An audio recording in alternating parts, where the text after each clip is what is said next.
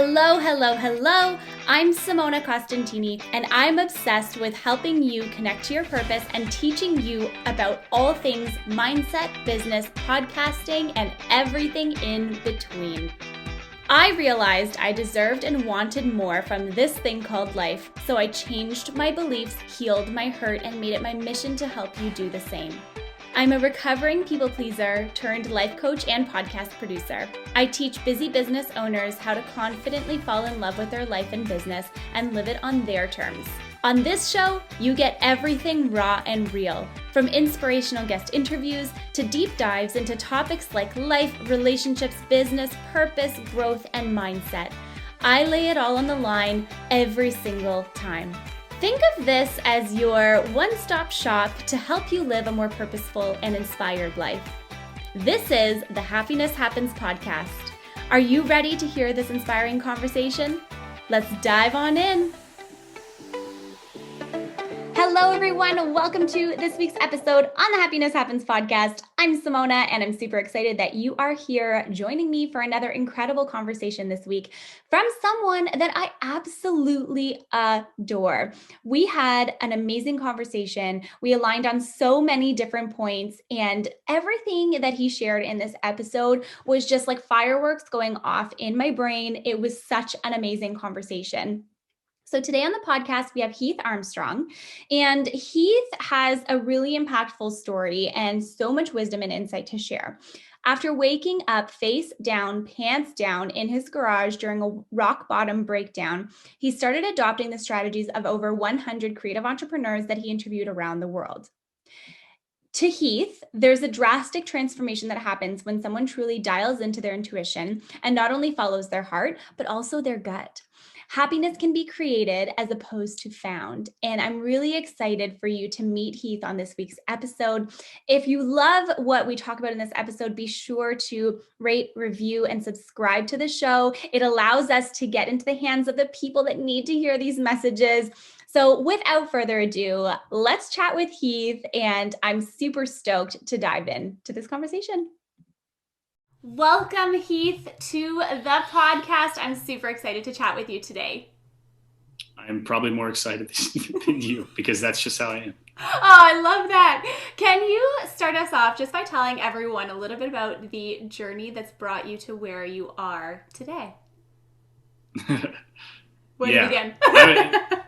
There's so many different angles I feel like there's a lot of relation in just being a human that I can bring up among transitions in life. Like, I feel like we all kind of live an array of different lifetimes within one, but to sort of, I was thinking about this earlier today because I was talking to one of my friends about some ideas of creating like a co-working space down near Franklin, North Carolina, where it's like this little mountain town and there's not a lot of places to hub up and do work, but it would be a good spot. And I was thinking about how I used to work for $13 an hour in this concrete plant where we made these receptacles that actually carried human feces underground. And I thought this path was going to be my life. I always felt like there was something weird. Like I'm a weird person. Like, my energy's high. My mind is like in the clouds always, like creative ideas. But I went to school to study like engineering in a field that I thought was going to make me money and all the stuff that you're supposed to do or whatever. And I ended up in this factory and actually got, like 2 years in, I got written up and I wasn't allowed to get any more raises because I grabbed the forklift driver's dick because he kept harassing me and calling me gay. Oh, and like, God. And he'd just be like, "Hey, gay boy." Like, he looked like Hulk Hogan and he drive this forklift around. And so like one day I just grabbed his dick because he kept calling me gay boy anyways. And they were like, you never know what's going to lead you on the next path. And I was talking to my friend about some of those transitions I went through. And like, after that, I ended up getting a better job within that industry where I was doing like kind of outside sales and actually working on job sites and things like that, but I still wasn't fulfilling anything. And I had some really rock bottom moments where I was just drinking constantly and doing drugs. Like, I was doing psychedelics just for the hell of it, not for the intent of it, which I believe it's a really powerful medicine that can be used in the right way now. I wasn't doing it the right way then. Lots of different substances. And then, I was drinking like a fifth of whiskey probably every other day, sometimes once a day, and didn't think it was that out of the ordinary to be doing that. I was functioning, and it was just numbing myself. And I think you get to a place where it's like, if you have a job that makes you miserable, and you're in a relationship that really doesn't support you, and it's not supporting the other person as well, and you're addicted to a bunch of things to try to numb the reality that you're not doing anything that really fulfills you or excites you in any way, I think that you're sort of ripe for a sledgehammer from the universe. And so I had a couple of very specific times of waking up in random places and having no idea where I'd been the last 24 or 48 hours. One time in my garage, face down, pants down, garage open, car running in the front yard still, like the keys were in it. This is a residential neighborhood. Oh, wow. You can imagine what the neighbors thought. Like, and I just remember looking up and seeing my two dogs that were looking at me from the steps of, like, the door to get into the house was open. Like, I got it open, but then I must have fallen.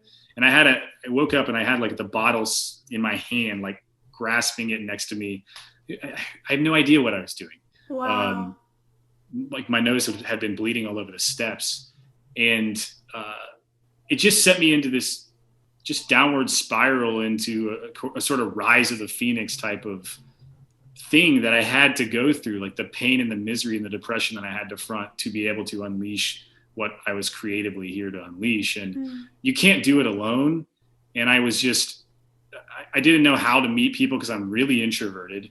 And I really didn't know anyone outside of, like, the construction industry per se, or like just other people doing things that I didn't think were really that in alignment either. Growing up in Tennessee, it's a very Southern sort of just redneck, like, party atmosphere, and I started to listen to podcasts for the first time because I noticed that it was the first time Apple actually forced podcasts onto your phone. And I was like, what is this app? I was laying in this ridiculously oversized jacuzzi tub that I had in my bedroom, in my 4-bedroom house that, it's just like a palace of misery. Like, you think it's all these things that try to make you feel better, but they don't. Like, things do not make you feel better. Experience does, and meeting people and exploring things. But I met a couple of really key people that changed my life forever by listening to podcasts. I reached out to one of them because my intuition told me to. And it was the first time I started to really understand that gut.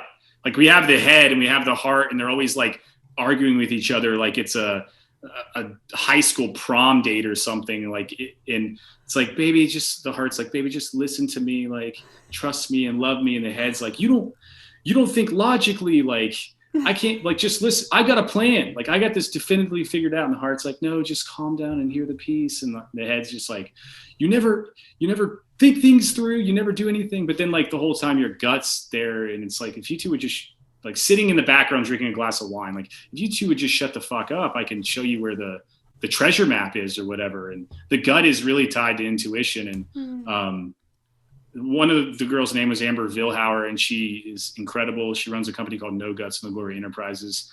She forever changed my life by being the first person to respond to a message with, like, empathy and say, hey, like, let me call you. She didn't have to do that, like, but she saw that I needed help clearly. And she probably saved my life. Like, I sent her a Facebook message, not expecting her to ever reply to it, but she called me like a week later and talked to me for like 30 minutes and was just like, dude, you can do so many things that you don't even, like, this life that you're in right now is not the only route. Like, there's so many different options. You just have to stop fearing what it looks like on the other side of that scary door and start just going, jumping in the cold water, like, doing what you can. And she introduced me to a guy who ended up teaching me how to podcast, in which I started a podcast back in, like, 2014, where I was interviewing creative entrepreneurs around the world. And as you know, doing podcasting, every person you meet, it drastically affects your perception on what, like, creativity is or what the opportunities are that are in the world. And all of that was just a domino effect. And I ended up at what I was talking to my friend about, to bring that back full circle, the co-working space. I ended up at a co-working space locally. Like, if anyone is wondering where to go to meet people to start, see if you can find a local co-working space where they do, like, entrepreneurial stuff. I just went there and started hanging out with people who were doing creative things and with their own ideas and collaborating. And from there, it it was really quick and wild. I tried to start a couple companies. I failed a couple companies. I got one that started to stick, and then it started to really stick. And then before I knew it, I was doing like 6-figure months, and I had like all of this crazy stuff happening that was not at all anything that I thought was possible, making $13 an hour in a concrete factory. Wow. And, I built that out, and then I lost everything. And then I built other stuff, and I found a lot of meaning in the journey, but it's essentially how I got to where I'm at today. I mean, along the process, I learned a lot about marketing. I learned a lot about intuition and like actualizing what the difference is between yourself and your ego, and what it really means, like to get out there and like taste dirt and like scrape, blood off your knee, and spend time with incredible indigenous people around the world, and learn from, like Mayan oracles and all these really powerful people that I've been able to meet. And yeah, I'm just here to create and to help people discover how that they can find their path to create as well.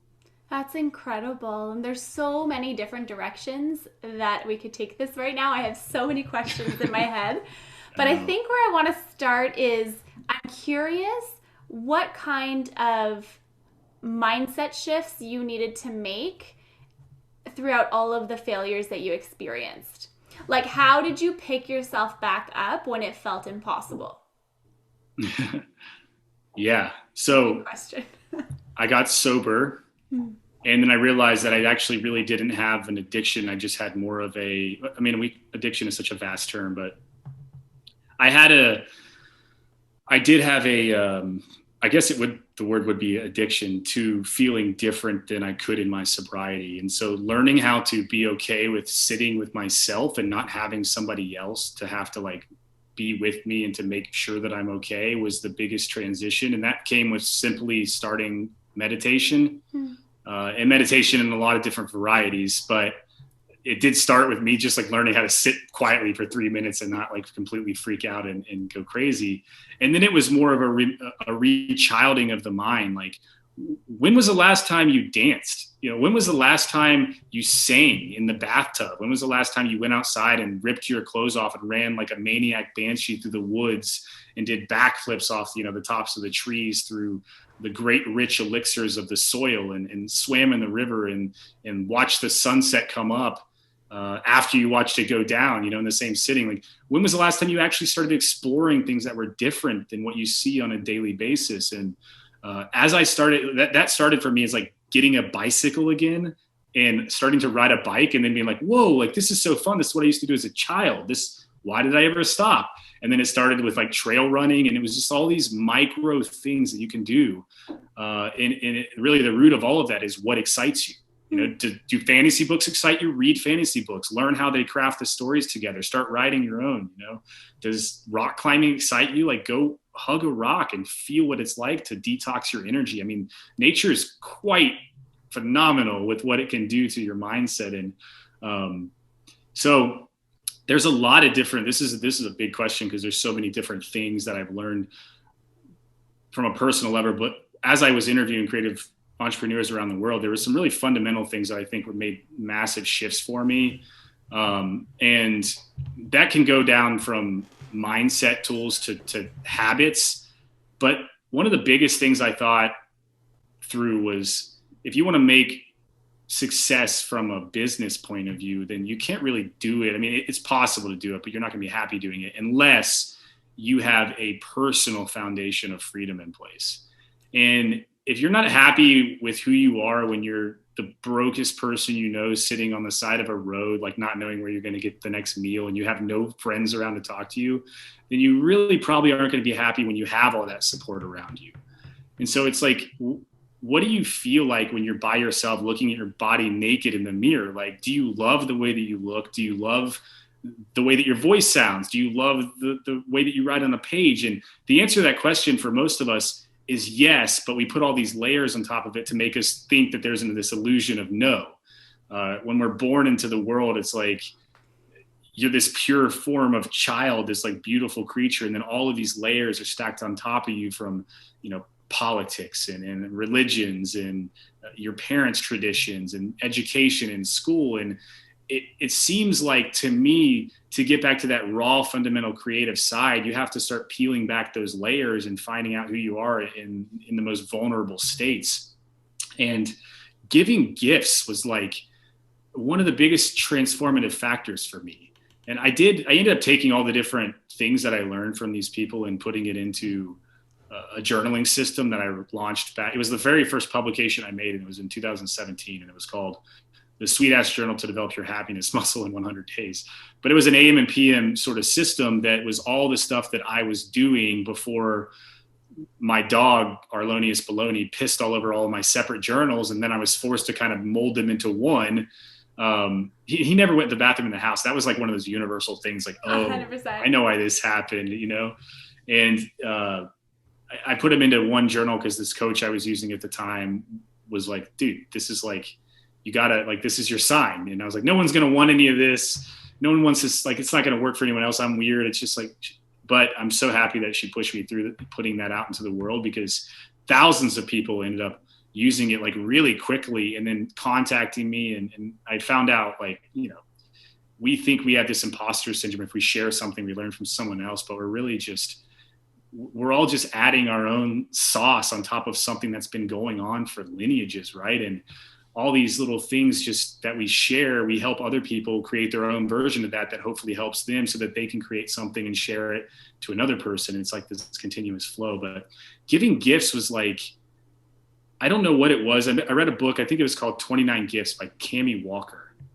And I think she got MS. I think she was diagnosed like late with MS in her life, and just nothing could take away the pain of this disease that she brought on. And like, it was depressing to her, and her body hurt constantly, and there was no hope.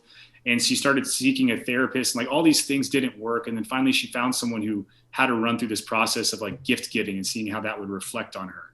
And it changed everything for her. And I was like, this is fascinating. I'm going to try it. And so I started doing something where I was like, okay, I'm going to give a gift to somebody every day. And it doesn't necessarily mean you have to do like, go buy something and give it to someone. It could be holding a door for someone, or writing a letter to someone you haven't talked to in a while. There's all these amazing things that you can do as a gift to yourself or to other people. And the more you do it, the more ideas you get and the easier it gets as well. But I think that when you give a gift to somebody, it really does generate like an oxytocin in the brain, which is the same thing that's generated when you're having sex, right? It's this happiness chemical. And for me, I not only noticed like massive increase in my mindset when I was doing that, but also like the law of abundance with the world. Like, as I was giving so much away, all of a sudden, all these things were coming back into my life, and then businesses were starting to work. And like, one time I even gave away all my alcohol because I wasn't drinking anymore to like the only just crazy redneck dude that I used to hang out with, who like is certainly never going to stop drinking because he just absolutely loves it. And like Eastern Kentucky maniac. And that same day, my girlfriend at the time's mother came and dropped a keg off in my front yard. It's not like she ever did that before. She's like, I got this random keg today. I thought you might want it because I used to have a kegerator. I was like, oh my God, I love that. How funny is that? You know, it's like synchronicity of the again, like another universal synchronicity weird thing in the universe playing with you. But giving gifts is a huge one. And then all sorts of other stuff like minimalism, and that comes from removing physical things that are absorbing your energy, but also like digitally cleaning yourself up so that there's not so much distracting you. And then setting an intention that goes from like your core vision of who you want to be all the way down to your daily habits and the things that you're doing within that day to function. And I could talk for 2 hours on how to set that system up if we want to go down that road. But you know, that's just some of the stuff that I'm breaking the surface on. I'm going to let you take it over now because I could go on forever talking about it. No, I absolutely love it. And one thing that you just said there, the part about like visualizing, you know, who it is you want to be, how it is you want to be, and then sort of living that through. I mean, although we don't have 2 hours, I wish we did. How can someone create that vision for themselves, but then how do you like hold on to it throughout the whole day? How do you remember, you know what I mean, in every moment and every minute and everything that you're doing? You know what I mean? Like, how can you always stay aligned to that bigger purpose?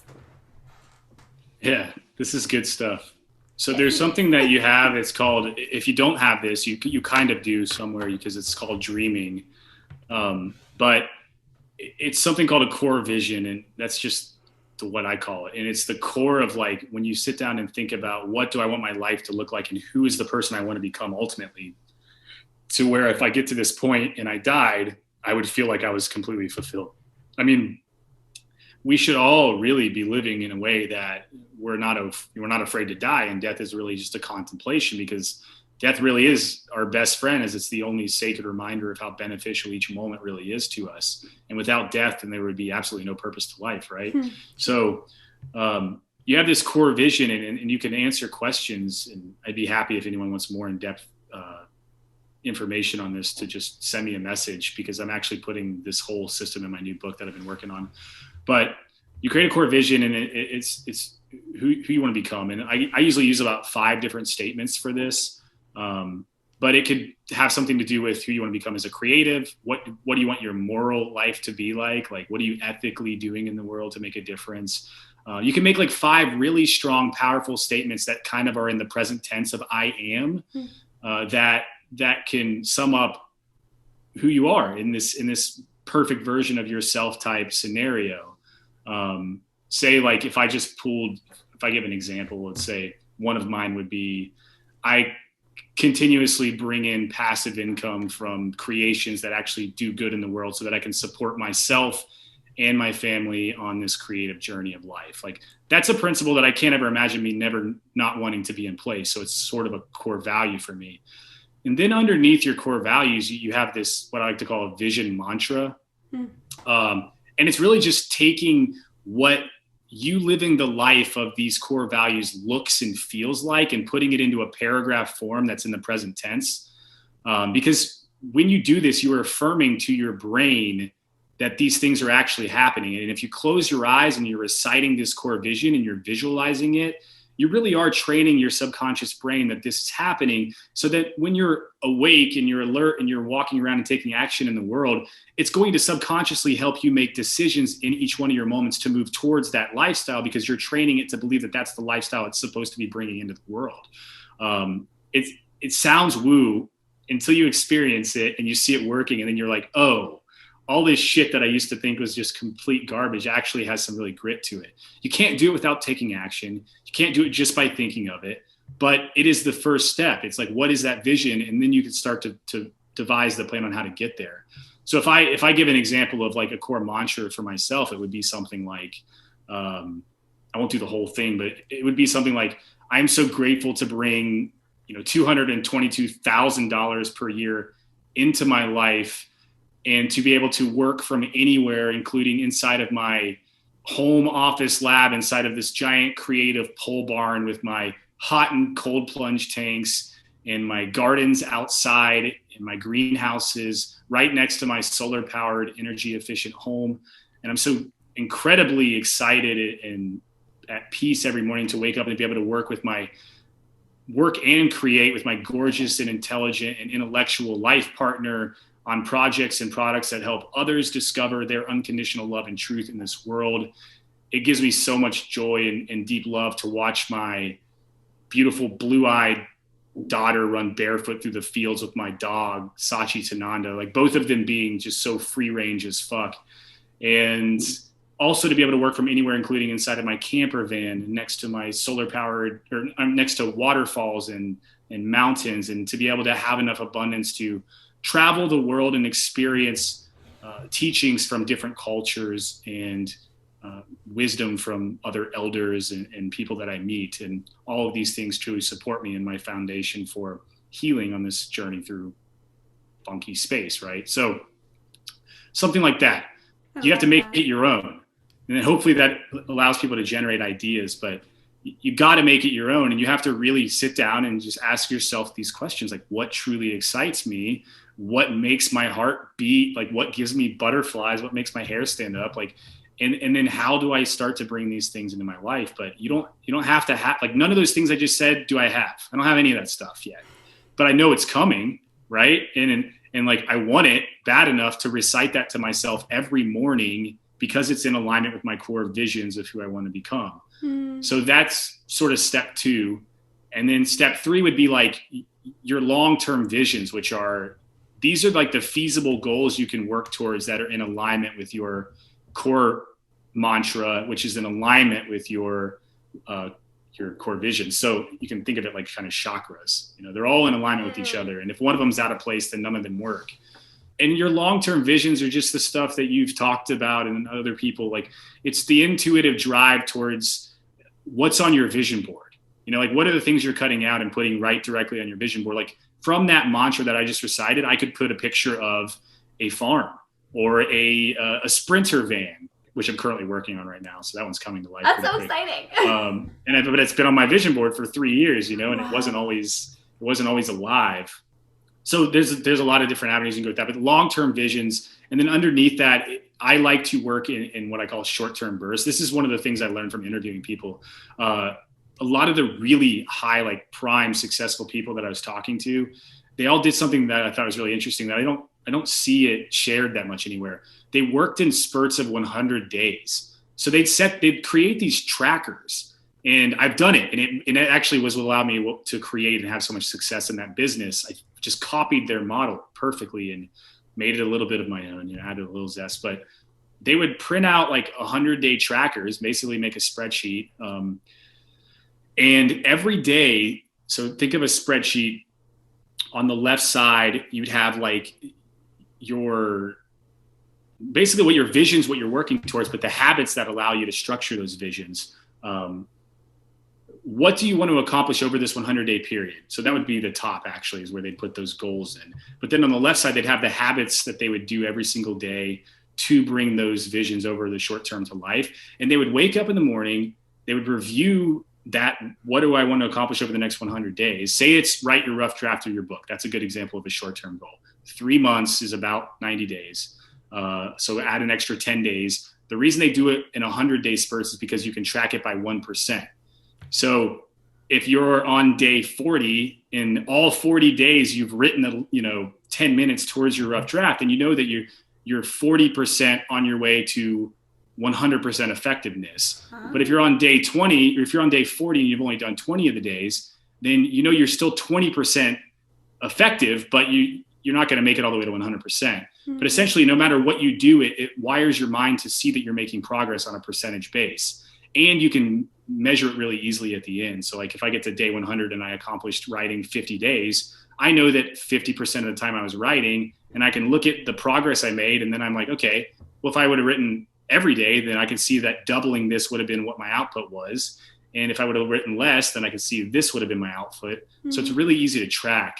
But those are your short-term visions. It's like, if your vision board has a book that you've written on a bookshelf and you put my book across it, and you look at it every day, and then you're doing your mantras, and then you have your short-term vision where you're waking up and you're writing a little bit every day. They're all in alignment with each other, which these are very effective things to do. And then the habits is what comes after the short-term vision. It's like, what am I doing on a daily basis that reinforces me to be able to do this stuff?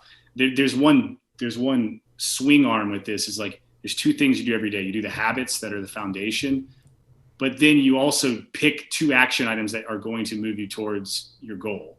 So like, I don't care. This is the most simple advice ever, and it's the most logical advice ever, but it's the also most fundamental true. Like, if you do 2 things every single day to move you towards your visions or your dreams, you're going to get there way quicker than just thinking about it. Like, I don't care what they are. It's like, just do 2 things. Like, get a note card and wake up every morning and review your vision of what you're trying to work on. And then do those 2 things before you do anything else. I mean, there's a really great video on YouTube. It's Earl Nightingale. It's called The Strangest Secret. It's 30 minutes long, and it's like this old school, like sales dude from like the 60s or something. But he has a really powerful, like, God in his voice.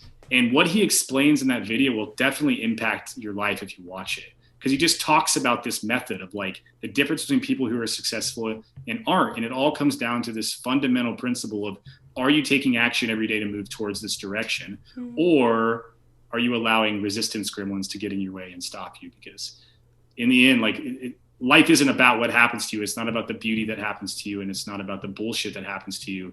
Life is really about how you choose to react when it happens. And so if you use the things that happen to you as motivation to continue to move towards your dreams, then ultimately you're going to bring that into reality. And if you allow fear or you allow these situations to cripple you, and you just stay in a comfort zone, you're kind of cuddled up and you watch your TV and just like, shove your hand down your pants while you're eating tubs of ice cream and thinking about all the stuff that you want to be doing, but you're not, then you're probably just going to stay in that zone. So, and then on top of that, exercise, right? Get your body moving.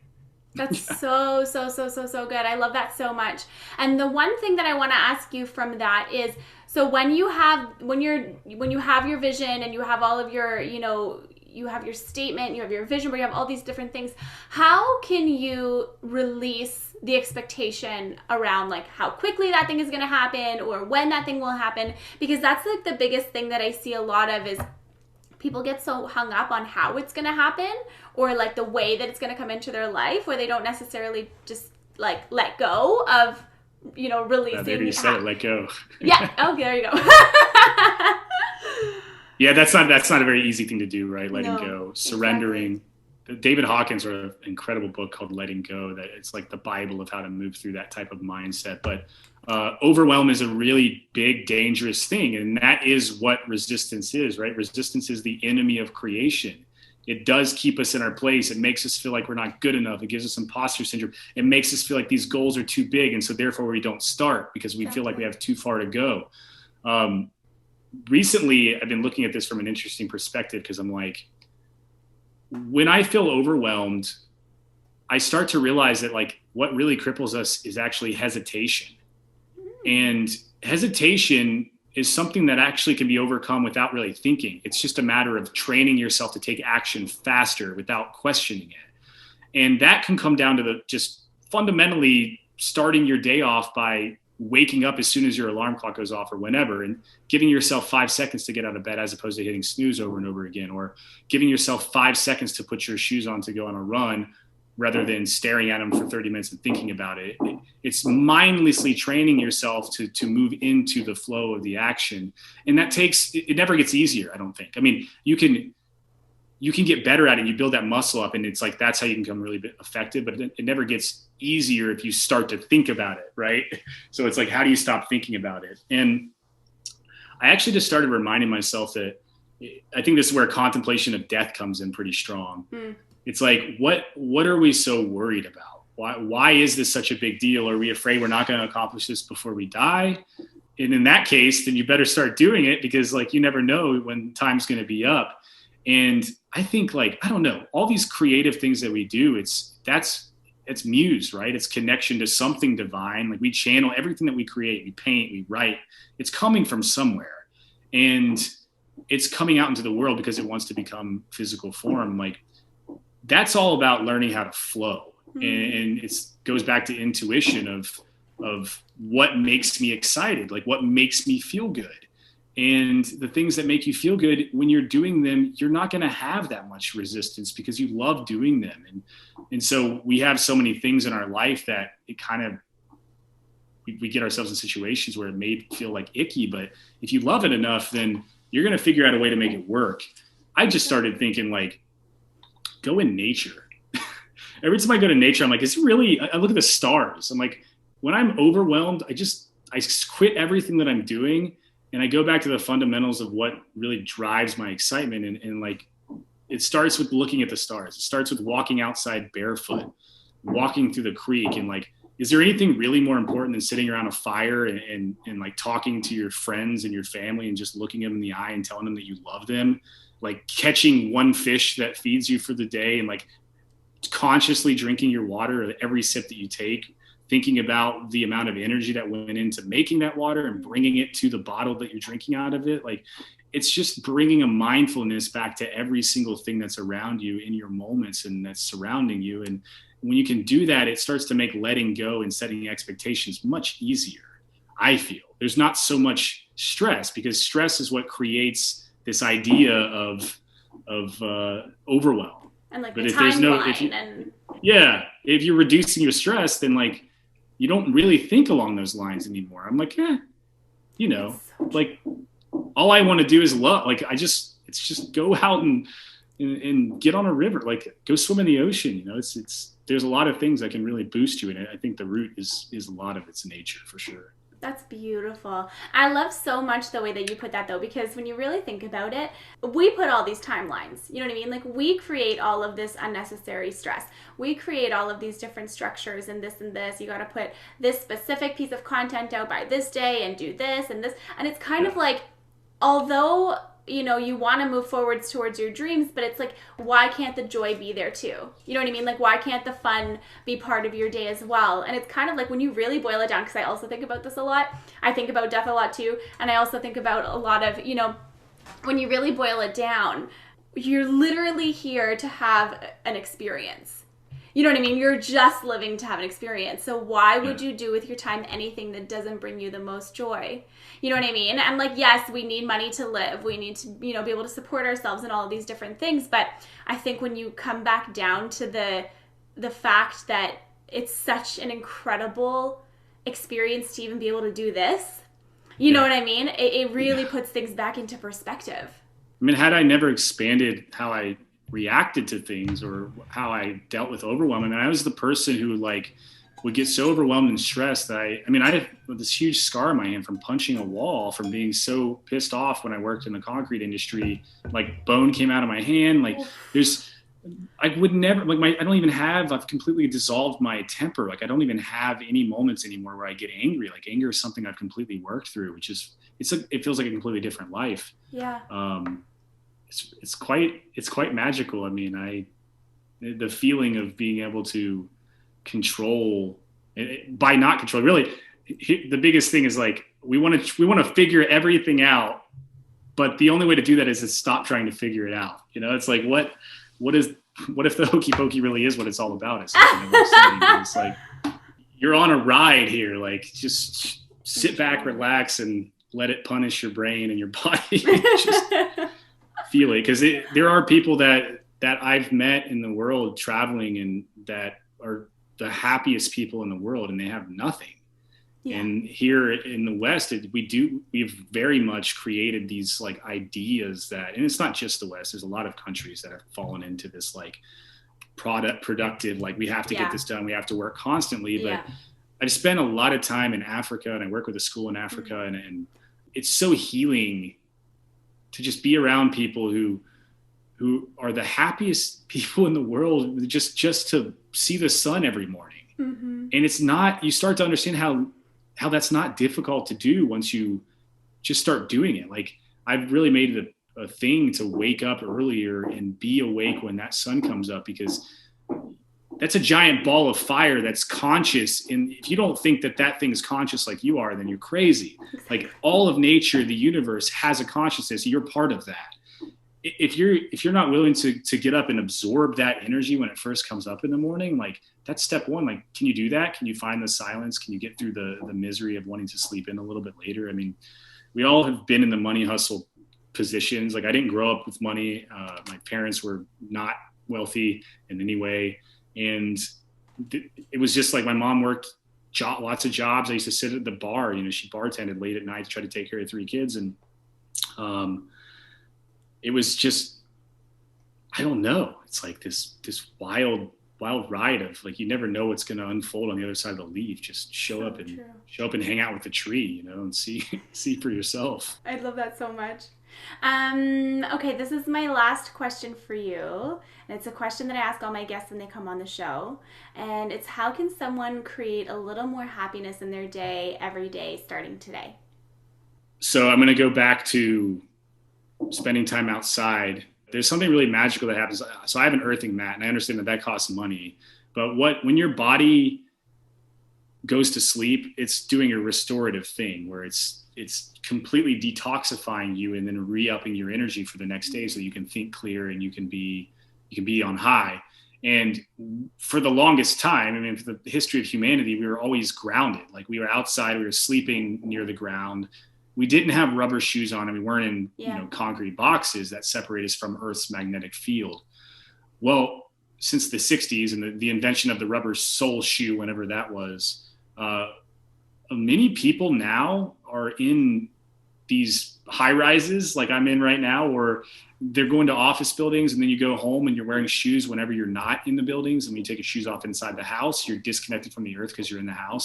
When you go to sleep at night and you need to get all that restoration, like you're surrounded by electromagnetic frequencies from the internet and electronics. And these actually do a lot of damage to the body, and they create damage in the cells, and they create free radicals. And free radicals are essentially, they have an excess positive charge, and they're trying to run around the body to neutralize themselves by stealing electrons from other cells. And by doing so, they're just creating more damage, and then it expands. And that's what creates inflammation. That's what creates disease. And these types of things build up in you, and it can be more pushed and poked on from traumatic experiences, from emotions. Like there's a lot of things that can add to this, but there's no denying that anyone in this type of world is in an electromagnetic frequency haven, and we're not getting the grounding to earth that's going to help us with that inflammation. So the reason that being outside with your shoes off or getting an earthing mat to sleep on, I think is even the best thing you could possibly do, because you're hooking yourself up when you sleep. What it does is it grounds you out. So like it actually runs through the ground in your plug, and it's like you're standing outside with your shoes off. So when you touch the earth is electromagnetic. You absorb like pretty much unlimited electrons while you're touching the earth. And these electrons act as antioxidants. And the cool thing about antioxidants is they can lend their charge to the free radicals without damaging themselves. So they're the solution. Like everyone's heard the term antioxidant. You can get it from eating blueberries or whatever, but you can't get it from eating anything as much as you can by just standing outside with your shoes off for 10 minutes. So if you're hooked up to this never-ending force of electrons to balance out all the cell damage in your body and take care of inflammation, like it's no wonder why, while doing this type of thing, has been shown to reduce inflammation in such a strong way, which in return really helps people that have autoimmune diseases and chronic pain. And I'm not the type of person that like talks about anything until I like deeply try it myself for a long time. And this is one of the things that I started doing when I slept on the mat. It was like, I could feel, other than the gift giving, I could feel my happiness because of the reduction of body pain, the increase in mental clarity. And therefore I'm becoming more productive. I'm being more creative. My happiness level is just like boom, boom, boom. And it's so consistent and clean, and it's staying up, and I'm high performing, and it's like really, really amazing. So being outside and having the psychedelic experience of being in nature is wonderful. But if you can't do that, get an earthing mat. That's going to help you so much. And then make sure you tell everybody in your life that you love them, because that's important too. That'll help with happiness. Oh, I love that. And I really wish that we had more time, because I could probably talk to you for like 4 hours, and we could cover so many different things. So I definitely will have to have you back. But I would love to know where our listeners can find you, and your affirmation deck, and the new one that you're going to be launching soon. Ragecreate.com. So I make these, we crowdfund these really cool affirmation decks that are sort of like an affirmation oracle hybrid. They're called Sweet Ass Affirmations. We do on Kickstarter. And then the first one we launched in 2018, and it's been out on the market for a while. And it's just been a wonderful journey of thousands of people tagging us constantly. Like, amazing. The best part about it is just seeing what people were able to overcome and create themselves by just having a little bit of help with mindset. So the cards work to just, in a world where we're constantly knocked off of our focus in just a few seconds, they're made to be things that kind of remind you of your power and your magic, and why you should be focusing in just a couple seconds. So it's the opposite of that. And you can hide them around your place to find them, or put them in your underwear or whatever, like carry them around with you, hand them out to family, friends. But ragecreate.com, the new one we're actually launching on Kickstarter in probably April. So whether that's currently live, if you're listening to this now, or if it's past the time that we did it, hopefully we got it funded and now it's going to be available on Rage Create. But the other one is available on Amazon and Rage Create, and we're putting up a new website. So hopefully by the time you listen to this, that'll be up as well. And then I'm at heatharmstrong.com, at Heath Fist Pumps on Instagram. And I don't know, it's just all over the place. You can text me if you want. I'm always open. I love that so much. Yeah, thank you so much for having me. This has been fun. Oh my gosh, this was so much fun. Thank you so much. I like your hair too. Thanks. This is what happens when you don't get a haircut for a whole year. Yeah, I mean, I'm working on it. I'll trade you. I'll send you out. Well, thank you so much. I really, really appreciate your time. And thank you so much, everyone, for tuning in to this week's episode on the podcast. Please let us know what you loved in this episode, and be sure to connect with Heath online and grab his affirmation deck. Until then, remember that happiness happens when you're least expecting it. Well, it looks like we've made it to the end of this episode. I'm so grateful for you tuning into this week's episode, and I cannot wait to see you over on the next one. If you loved this conversation and this topic as much as I did, please feel free to leave us a rating or a review wherever you're listening. It takes just a second, and it is so important for us so that we can make sure to deliver this content to those who need it. I'm wishing you the most beautiful day wherever you are in the world, and remember that happiness happens when you're least expecting it.